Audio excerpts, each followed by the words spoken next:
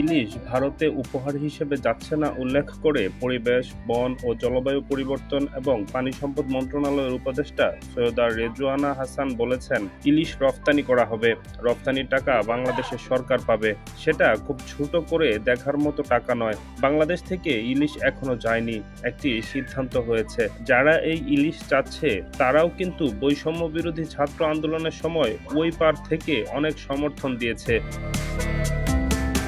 সোমবার সকালে নোয়াখালীর কোম্পানীগঞ্জ উপজেলার ভেঙে যাওয়া মুসাপুর রেগুলেটর পরিদর্শন শেষে সংবাদকর্মীদের সঙ্গে আলাপকালে একথা বলেন তিনি। ইলিশের ব্যাপারে যে কথাটা এসছে, ইলিশ কিন্তু ভারতে উপহার হিসেবে যাচ্ছে না, এটা রপ্তানি করা হবে এবং রপ্তানির টাকাটা বাংলাদেশ সরকার পাবে। সেটা খুব ছোট করে দেখার মতন টাকা না।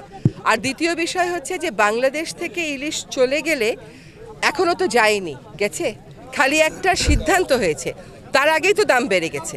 কাজে রপ্তানি হলে দাম বাড়বে এই কথাটা ঠিক না।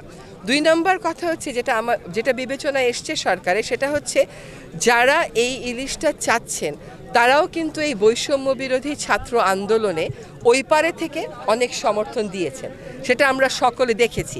কাজেই আমরা খুব সহজ কতগুলো কথা বলে ফেলি, কিন্তু আপনি যে প্রশ্নটা করেছেন আমার কাছে যে হিসাবগুলো আছে আমি আপনাকে দিয়ে দিব, আপনি দেখে নেবেন। একটা কথা হচ্ছে যে সরকারের মন্ত্রণালয়গুলো যেন একসাথে বসে এই ব্যাপারে একটা সিদ্ধান্ত নয়। আমার ধারণা যে সিদ্ধান্তটা এসছে এটা আসলে একটা উচ্চ পর্যায় থেকেই আসা সিদ্ধান্ত।